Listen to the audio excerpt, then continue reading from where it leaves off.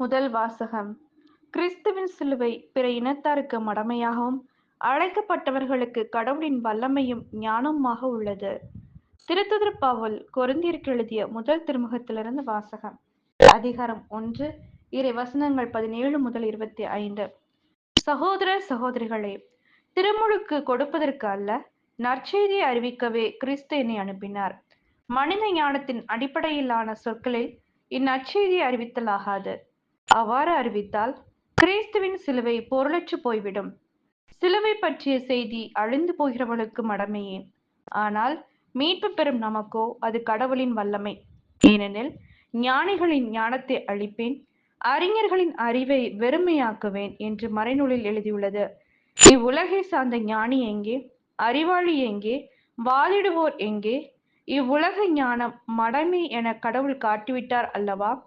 கடவுளுடைய ஞானத்தால் அவரை அறிந்து கொள்ள முடியும். ஆனால் உலகினர் தம் ஞானத்தால் கடவுளை அறிந்து கொள்ளவில்லை.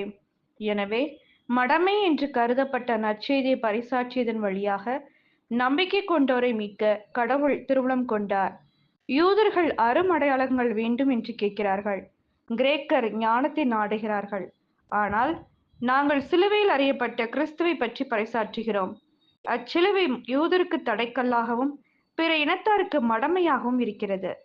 ஆனால் அழைக்கப்பட்டவர்கள் யூதரானாலும் கிரேக்கரானாலும் அவர்களுக்கு கிறிஸ்து கடவுளின் வல்லமையும் ஞானமுமாய் இருக்கிறார். ஏனெனில் மனித ஞானத்தை விட கடவுளின் மடமை ஞானம் மிக்கது. மனித வலிமையை விட அவருடைய வலிமை மிக்கது. இது ஆண்டவரின் அருள்வாக்கு. இறைவா உமக்கு நன்றி.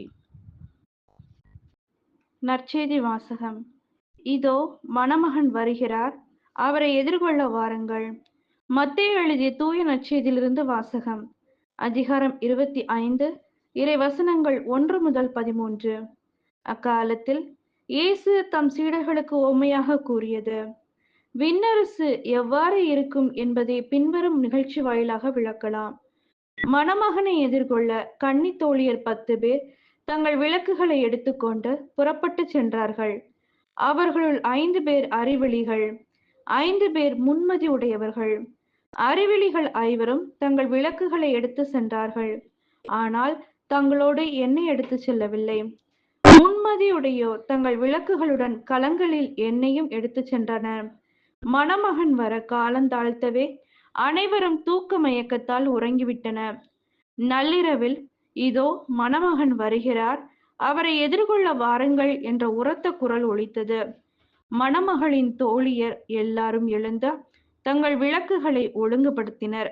அப்போது அறிவிலிகள் முன்மதியுடையோரை பார்த்து, எங்கள் விளக்குகள் அணைந்து கொண்டிருக்கின்றன, உங்கள் எண்ணெயில் எங்களுக்கு கொடுங்கள் என்றார்கள்.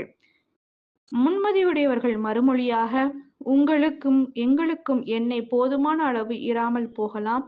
எனவே வணிகரிடம் போய் நீங்களே வாங்கிக் கொள்வதுதான் நல்லது என்றார்கள். அவர்களும் வாங்க புறப்பட்டு சென்றார்கள். அப்போது மணமகன் வந்துவிட்டார்.